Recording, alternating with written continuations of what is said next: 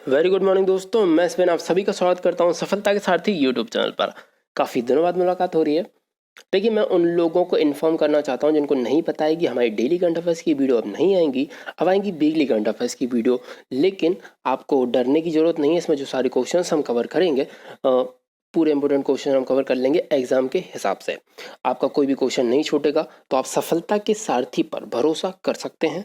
और चैनल पे नए हो तो चैनल को सब्सक्राइब करिए, बेल आइकन को प्रेस करिए, ताकि लेटेस्ट वीडियो की जानकारी नोटिफिकेशन की सहायता से आप तक पहुंच सके। इसके अलावा मैं ये कहना चाहता हूं कि ये जो वीडियो रहेगी हमारा, इसका एक पैटर्न रहेगा। पहले हम कुछ टॉपिक्स को कवर करेंगे, जैसे कि डेज हुए, हमने डेज कवर कर लिए। हाल ही में जो निधन हुए हमने उनको कवर कर लिया, अपॉइंटमेंट्स को कवर कर लिया। बाकी जितने भी क्वेश्चंस रहेंगे उनको हम क्वेश्चन आंसर के फॉर्म में उसी तरह से कवर करेंगे जैसे कि हमारी डेली करंट अफेयर्स की वीडियो में चला करता था। तो ये आपको पता होना चाहिए। इसके अलावा हमारी जो डेली करंट अफेयर्स हैं वह आते हैं, वन लाइनर आएगा। 10 क्वेश्चंस जो हैं वह इंस्टाग्राम पे रोज़ अपलोड किए जाते हैं। आप इंस्टाग्राम को फॉलो कीजिए। इस वीडियो के डिस्क्रिप्शन में लिंक दी हुई है हमारे इंस्टाग्राम चैनल की, आप उसको फॉलो करिए, आपको वहाँ से डेली करंट अफेयर्स मिल जाएंगे। बाकी वीकली के लिए आप इस वीडियो को प्रेफर कर सकते हैं। तो चलिए शुरू करते हैं हमारी ये वीडियो। देखिए, सबसे पहला जो डे है वह 19 अगस्त से मैंने कवर करने की कोशिश की है। रिवाइज हो जाएगा आपका। देखिए, वर्ल्ड फोटोग्राफी डे होता है इसी दिन, और इसी दिन होता है वर्ल्ड ह्यूमैनिटेरियन डे, विश्व मानवता दिवस। ठीक है।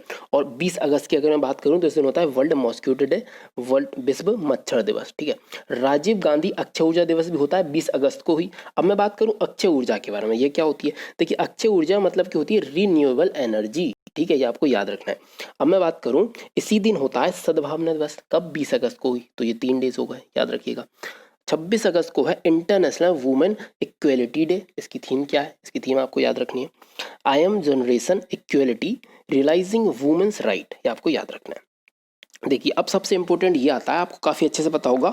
29 अगस्त को होता है हमारा नेशनल स्पोर्ट्स डे, जो कि वर्थ एनिवर्सरी है हॉकी के जादूगर मेजर ध्यानचंद की। इनका जन्म हुआ था 1905 में 29 अगस्त को, इसलिए इसी दिन मनाया जाता है नेशनल स्पोर्ट्स डे, याद रखना है। इसके अलावा एक और डे है अगस्त के लिए, वो होगा 30 अगस्त, स्मॉल इंडस्ट्री डे मनाया जाता है, ये आपको याद रखना है। इसके अलावा बढ़ते हैं हमारे अगले टॉपिक की तरफ। अब अगर हम बात करें ऑब्ituaries के बारे में, श्रद्धांजलियों के बारे में, देखिए, असम की फेमस गायक, जो लोग गायक थी फेमस, इनका नाम है अर्चना मेहता। इनका हाल ही में निधन हो गया है।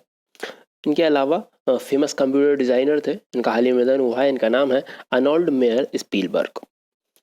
फेमस पत्रकार जर्नलिस्ट जिनका नाम है गेल सी, इनका निधन हो गया हाल ही में।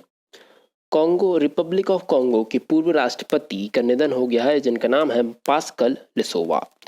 इसके अलावा आपने ब्लैक पैंथर मूवी देखी होगी, तो उसके जो लीड एक्टर थे, ठीक है, जिनका नाम है चैडविक वेस्टमैन, जिनका हाल ही में निधन हो गया है, और 42 साल इनकी उम्र थी। कैंसर के कारण इनका निधन हो गया है।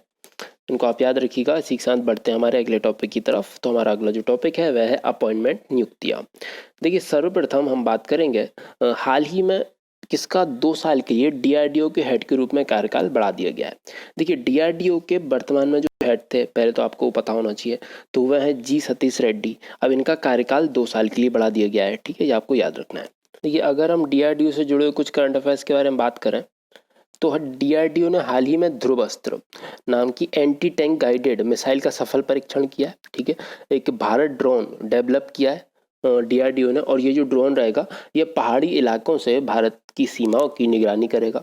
डीआरडीओ की स्थापना की अगर मैं बात करूं तो वह हुई थी 1958 में, ये आपको याद रखना है।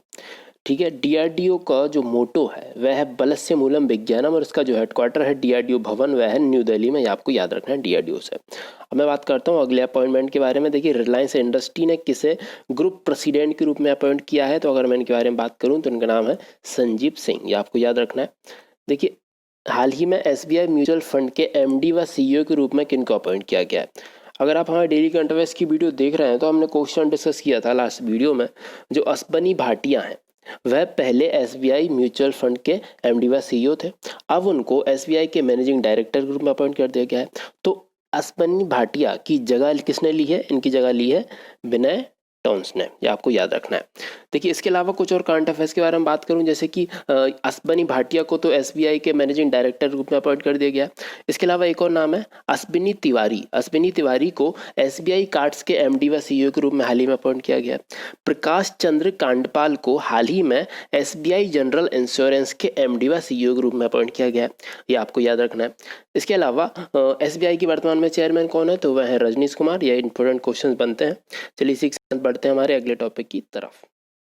अच्छा, अब मैं बात करता हूँ बुक्स के बारे में। कुछ बुक्स आई हैं जैसे कि national security challenge young scholars perspective. ये जो बुक है ना, इसको लॉन्च किया हमारे आर्मी चीफ ने, जिनका नाम है मनोज मुकुंद नरवाने, आप काफ़ी अच्छे से जानते हैं।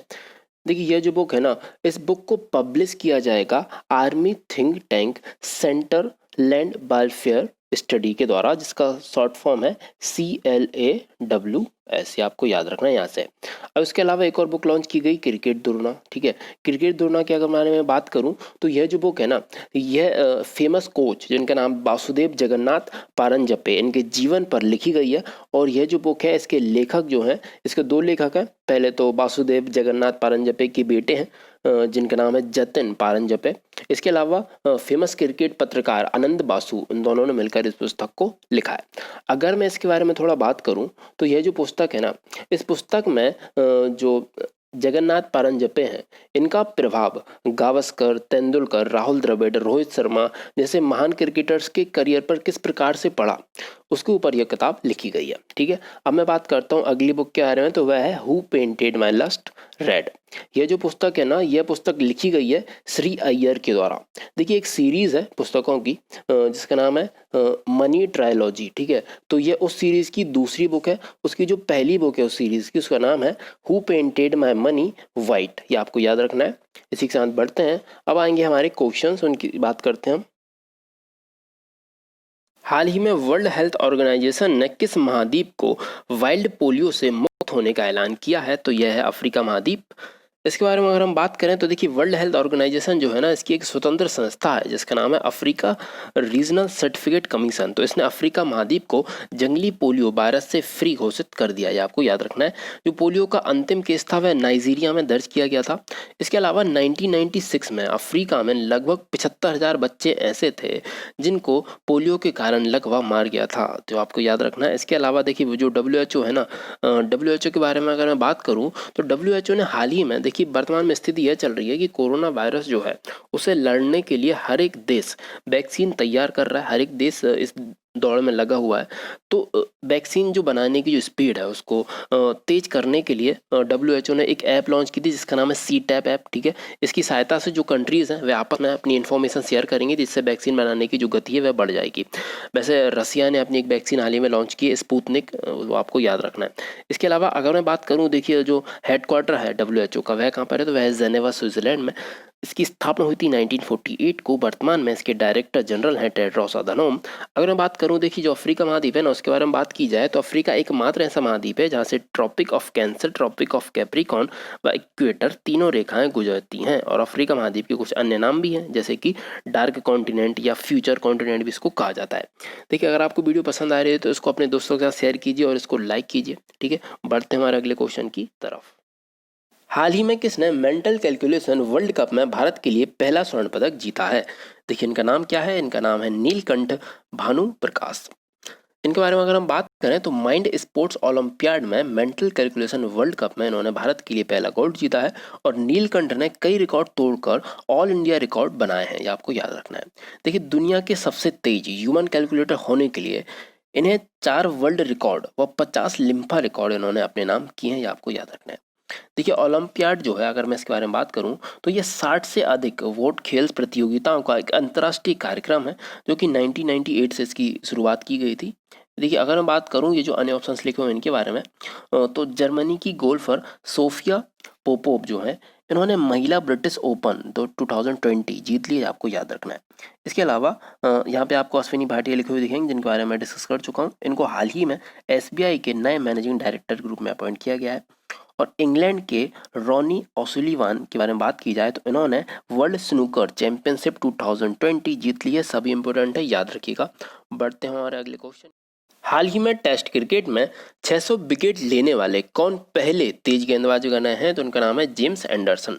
देखिए 600 विकेट जो है, इससे ज़्यादा विकेट भी कई बॉलर्स ने लिए हैं, लेकिन ये फास्ट बॉलर है जिन्होंने 600 विकेट लिए हैं। बाकी के बारे में अगर मैं बात करूं तो मुथैया मुरलीधरन, शेन वॉर्न और अनिल कुंबले के बाद ये चौथे सबसे ज़्यादा विकेट लेने वाले बॉलर भी बन गए, ये आपको याद रखना है।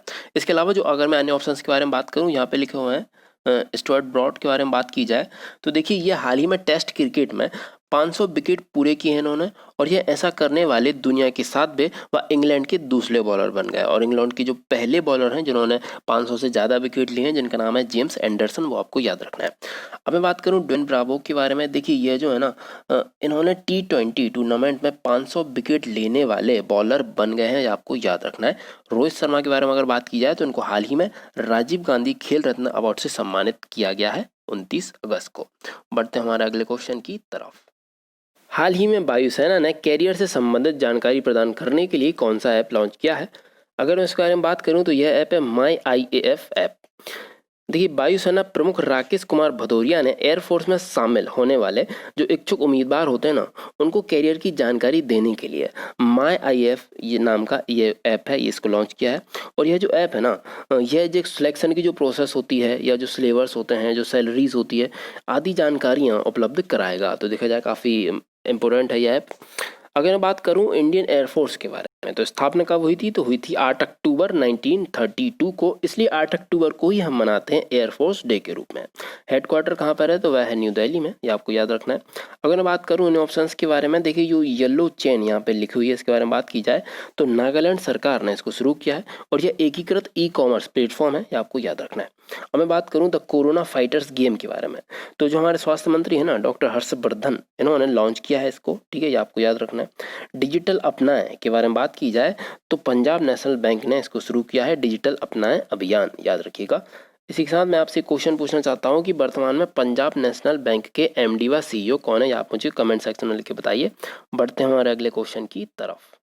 हाल ही में किस नवरत्न कंपनी ने स्वच्छता ही सेवा पुरस्कार जीता है? तो अगर मैं इसके बारे में बात करूं तो इसका नाम है NLCIL लिमिटेड, ठीक है। यह जो पुरस्कार है, यह स्वच्छता ही सेवा कार्यक्रम के इम्प्लीमेंटेशन में मूल्यवान योगदान देने के लिए यह पुरस्कार दिया जाता है। NLCIL की 3 यूनिट को इस पुरस्कार से सम्मानित किया गया। स्वच्छता ही सेवा जो कार्यक्रम है ना, अगर मैं इसके बारे में बात करूं तो इसको प्रधानमंत्री नरेंद्र मोदी जी द्वारा सितंबर 2019 में शुरू किया गया था। देखिए NLCIL जो है, इसकी स्थापना हुई थी 1956 को, हेडक्वार्टर है नेवली चेन्नई में। अगर मैं बात करूं इन ऑप्शंस के बारे में, तो जो वाटेक वावेग लिमिटेड है, इसको हाल ही में ग्लोबल वाटर अवार्ड से सम्मानित किया गया, ये आपको याद रखना है। अब मैं बात करूं ओंगोले सब डिवीज़न जो है, इसके बारे में बात की जाए तो जल शक्ति मंत्रालय ने साउथ सेंट्रल रेलवे के इस डिवीज़न को वाटर हीरोज अवार्ड से सम्मानित किया, ये आपको याद रखना है। अब अगर मैं बात करूं जो सुधा पेन्यूली हैं, इनके बारे में बात की जाए तो इनको नेशनल अवार्ड्स फॉर टीचर 2020 से सम्मानित किया गया है, ये आपको याद रखना है। इसी के साथ हम बढ़ते हैं हमारे अगले क्वेश्चन की तरफ। हाल ही में armed force special power act AFSPA किस राज्य में 6 महीने के लिए बढ़ा दिया गया है? देखिए यह बढ़ा दिया गया असम में 6 महीने के लिए। अगर मैं इसके बारे में बात करूं तो असम में ना कई जगहों पर अवैध हथियार मिले थे एवं सेना पर भी कई बार हमला किया गया था, इसलिए असम को डिस्टर्ब्ड एरिया घोषित कर दिया गया था। उसके बाद जो अफ्स्पा है, इसको 6 महीने के लिए असम में बढ़ा दिया गया। और अफ्स्पा जो है वह 1990 से असम में लागू है, यह आपको याद रखना है। इसके अलावा देखिए हाल ही में अगर मैं नागालैंड की बात करूं तो जो नागालैंड है ना, इसको भी अशांत क्षेत्र घोषित कर दिया गया था और इसमें भी 6 महीने के लिए अफ्स्पा को बढ़ा दिया गया है। अगर मैं बात करूं कर्नाटक के बारे में, तो कर्नाटक की price monitoring and resource unit की स्थापना की गई है कर्नाटक में। अगर बात की जाए दिल्ली की, तो दिल्ली सरकार ने लॉन्च की है इलेक्ट्रिक व्हीकल पॉलिसी, ये आपको याद रखना है। अगर देखिए असम की बात हो रही है तो असम की जो कैपिटल है वह है दिसपुर और यहाँ की जो CM है वह है सर्बानंद सोनोवाल, गवर्नर है जगदीश मुखी, याद रखिएगा। बढ़ते हैं हमारे अगले क्वेश्चन की तरफ। हाल ही में पहली बार ड्रैगन फ्लाई फेस्टिवल 2020 किस राज्य में मनाया गया? ये मनाया गया केरल राज्य में। अगर मैं इसके बारे में बात करूं तो राष्ट्रीय ड्रैगन फ्लाई जो फेस्टिवल है ना, ये थुम्बी महोत्सव 2020 के तीसरे संस्करण में इसको केरल में आयोजित किया गया। और ये जो ड्रैगन फ्लाई फेस्टिवल है, अगर मैं इसके बारे में बात करूं तो इसको WWF इंडिया और सोसाइटी फॉर ऑर्डिनेंट स्टडी SOS द्वारा आयोजित किया जाएगा और इसका मैस्कॉट जो होगा वह होगा पंतलू, ठीक है, याद रखिएगा। और अगर मैं बात कर रहा हूँ केरल की, तो केरल से आपको याद आना चाहिए केरल ने हाल ही में ड्रीम केरला प्रोजेक्ट भी लॉन्च किया है और केरल के एजीमाल में ही नेवी ने अपना 3 मेगावाट का सोलर पावर प्लांट को शुरू किया है, जो कि नेवी का सबसे बड़ा सोलर पावर प्लांट है। अगर बात कर रहे हैं केरल की, तो केरल की कैपिटल क्या है, वह है तिरुवनंतपुरम। सीएम है पिनाराई विजयन और गवर्नर है आरिफ मोहम्मद खान। बात हम करें अन्य ऑप्शंस के बारे में, देखिए यहाँ पे आपको लिखो देखेंगे जम्मू कश्मीर। तो जम्मू कश्मीर ने हाल ही में जो जीआई टैग प्राप्त किया था कश्मीरी केसर ने, तो उसको व्यापार में बढ़ावा देने के लिए ई नीलामी पोर्टल लॉन्च किया, ये आपको याद रखना है। अगर हम बात करें उत्तर प्रदेश के बारे में, तो उत्तर प्रदेश सरकार ने लॉन्च किया है एनआरआई यूनिफाइड पोर्टल, याद रखिएगा। बढ़ते हैं हमारे अगले क्वेश्चन की तरफ।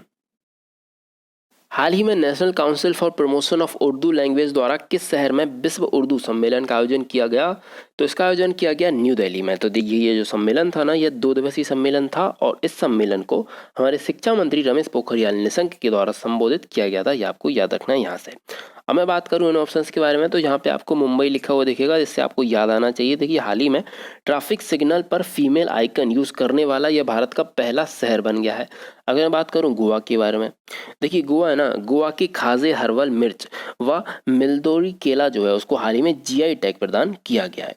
बात की जाए पोरबंदर गुजरात के बारे में, देखिए पोरबंदर जो गुजरात है ना, तो marine product export development authority ने गुजरात के पोरबंदर में क्वालिटी कंट्रोल लैब की स्थापना करने का फैसला किया है, ये आपको याद रखना है, क्वालिटी कंट्रोल लैब। बढ़ते हैं हमारे अगले क्वेश्चन की तरफ। हाल ही में अंतर्राष्ट्रीय बुकर पुरस्कार 2020 जीतने वाली सबसे कम उम्र की लेखक कौन बन गई हैं? देखिए ये काफ़ी इंपॉर्टेंट क्वेश्चन हो जाता है, क्योंकि ये सबसे कम उम्र की लेखक बनी है। यह एक डच लेखिका है जिनका नाम है मैरिके लुकास रिजेनबेल्ट। इनकी जो बुक है ना, इसका नाम है द डिस्कम्फर्ट ऑफ इवनिंग, याद रखिएगा। देखिए अब मैं इसके बारे में बात करूं, तो यह बुक 2018 में इसको लिखा गया था, डच लैंग्वेज में इसको लिखा गया था। उसके बाद इसका अनुवाद किया गया मिशेल हसीचन के द्वारा, इंग्लिश में इसका अनुवाद किया गया। और ये जो पुरस्कार होता है ना, ये उन नॉवेल्स को ही दिया जाता है जिनका इंग्लिश में अनुवाद किया गया हो, वह जो ब्रिटेन या फिर आयरलैंड में पब्लिश हुई हो, उनको यह अवार्ड दिया जाता है। और यह जो अवार्ड है ना, जो अवार्ड की जो राशि होती है, जो प्राइज मनी दी जाती है, वह लेखक और जो अनुवाद करने वाले हैं उन दोनों के मध्य आधी आधी बांट दी जाती है, तो ये आपको याद रखना है। अब अगर मैं बात करूं जो ऑप्शंस लिखे हुए उनके बारे में, तो बात करूं अगर मैं रवि सोलंकी के बारे में, देखिए जो रवि सोलंकी है ना, ये भारतीय मूल के फिजिशियन है, ठीक है। और इनको हाल ही में ब्रिटेन ने रॉयल एकेडमी ऑफ इंजीनियरिंग के राष्ट्रपति पुरस्कार से इनको सम्मानित किया है, ये आपको याद रखना है। अब अगर मैं बात करूं प्रिया ठकराल के बारे में, तो इनको हाल ही में डायना अवार्ड से सम्मानित किया गया है। ग्रेटा थनबर्ग के बारे में अगर मैं बात करूं, तो ग्रेटा थनबर्ग जो है इनको गुलवंकियन प्राइज फॉर ह्यूमैनिटी से सम्मानित किया गया है, आपको याद रखना है। और इनके बारे में काफ़ी अच्छे से जानते हैं, काफ़ी चर्चित पर्सनैलिटी हैं, ये क्लाइमेट एक्टिविस्ट हैं, ठीक है, स्वीडन की हैं। बात करते हैं हमारे अगले क्वेश्चन के बारे में। हाल ही में सिक्किम के फुटबॉल स्टेडियम का नाम किसके नाम पर रखा जाएगा, तो इनका नाम है वाईचुंग भूटिया। देखिए वाईचुंग भूटिया जो है ऐसे पहले फुटबॉलर बन जाएंगे जिनके नाम पर किसी फुटबॉल स्टेडियम का नाम रखा गया। अगर मैं इनके बारे में बात करूं, तो ये 100 फुटबॉल मैच खेलने वाले पहले भारतीय खिलाड़ी हैं, यह भी आपको याद रखना है। अगर बात की जा रही है फुटबॉल की, तो वर्तमान में भारत की जो फीफा रैंकिंग है ना, वह है 108, ये भी आपको याद रखना है। अब मैं बात करूं अन्य ऑप्शंस के बारे में, देखिए जो क्रिस्टियानो रोनाल्डो, इनके बारे में अगर बात करें, तो जुवेंटस ने पुर्तगाल के जो फुटबॉलर हैं क्रिस्टियानो रोनाल्डो, इनको मोस्ट वैल्यूएबल प्लेयर 2019-20 के लिए चुना है, ये आपको याद रखना है। जेमी वर्डी के बारे में अगर हम बात करें, तो इनको जो प्रीमियर लीग हुआ था हाल ही में, इसके गोल्डन वुड का अवार्ड इनको प्रदान किया गया, ये आपको याद रखना है। मैं बात करूं सौरभ गांगुली व सुनील छेत्री के बारे में, तो सुनील छेत्री के बारे में आप काफ़ी अच्छे से जानते हैं। ये हमारे जो फुटबॉल टीम है, मेंस फुटबॉल टीम है, उसके कैप्टन है।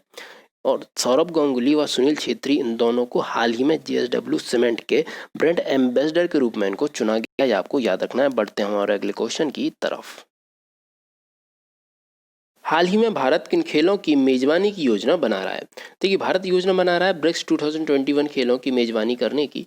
तो हाल ही में जो खेल मंत्री हैं उनकी एक बैठक आयोजित हुई थी, जिसमें भारत के खेल मंत्री जो हैं, जिनका नाम है किरण रिजिजू, इन्होंने वहाँ उसमें हिस्सा लिया था। और उन्होंने घोषणा की कि भारत 2021 जो ब्रिक्स गेम्स हैं उनकी मेजबानी की योजना बना रहा है, और इन्हें अगले साल जो खेलो इंडिया यूथ गेम्स है ना, उनके साथ इनको आयोजित किया जाएगा। अब क्वेश्चन ये बनता है, जो खेलो इंडिया यूथ गेम्स है ना, इनका जो 4th एडिशन है वह कहाँ पर आयोजित किया जाएगा, तो वह आयोजित किया जाएगा हरियाणा में, यह आपको याद रखना है।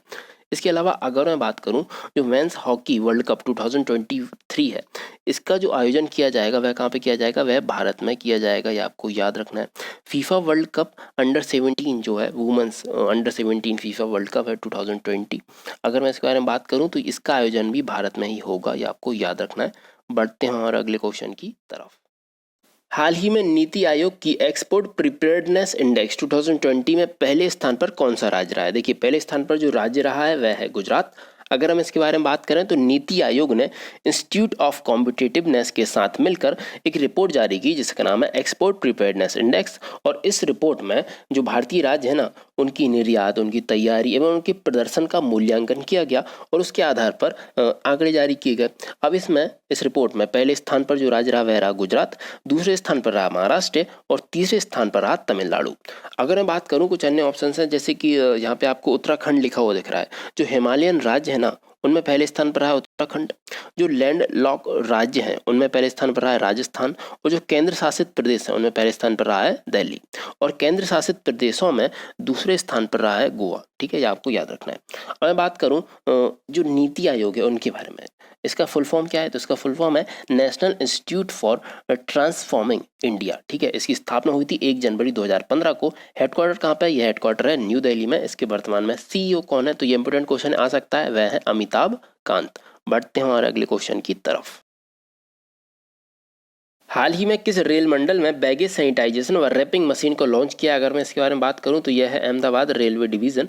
देखिए अहमदाबाद रेलवे स्टेशन पर इसकी स्थापना की गई है बैगेज सैनिटाइजेशन व रैपिंग मशीन की, और यह अपनी तरह की पहली मशीन है। ठीक है, और इसमें अल्ट्रावायलेट रेज की मदद से जो बैग रहेंगे उनको सैनिटाइज किया जाएगा। कोरोना वायरस के दौर तो चल रहा है, ऐसी स्थिति में जो सैनिटाइजेशन है उसका महत्व बढ़ जाता है, तो ऐसी स्थिति में यह मशीन काफ़ी कारगर सिद्ध होगी। देखिए इसके पहले जो अहमदाबाद रेलवे स्टेशन है ना, इसमें देश की पहली वॉक थ्रू टनल की स्थापना की गई थी, ये आपको याद रखना है। अब मैं अगर बात करूं तो रेलवे से जुड़े कुछ करंट अफेयर्स के बारे में बात करूं तो हाल ही में देश की पहली किसान रेल चलाई गई है, जो चलाई गई नासिक से दानापुर बिहार के बीच में, ये आपको याद रखना है। और रेलवे हाल ही में ड्रोन से निगरानी करना भी रेलवे ने शुरू कर दिया है। और सबसे लंबी ट्रेन भी चलाई गई हाल ही में जिसका नाम था शेषनाग। ठीक है, शेषनाग की लंबाई थी 2.8 किलोमीटर। और स्वतंत्रता दिवस के मौके पर रेलवे ने एक स्वच्छता सप्ताह भी मनाया है, ये आपको याद रखना है। और वास्तविक समय की निगरानी के लिए OHE निगरानी ऐप भी रेलवे ने लॉन्च की है, ये आपको याद रखिएगा। बढ़ते हमारे अगले क्वेश्चन की तरफ।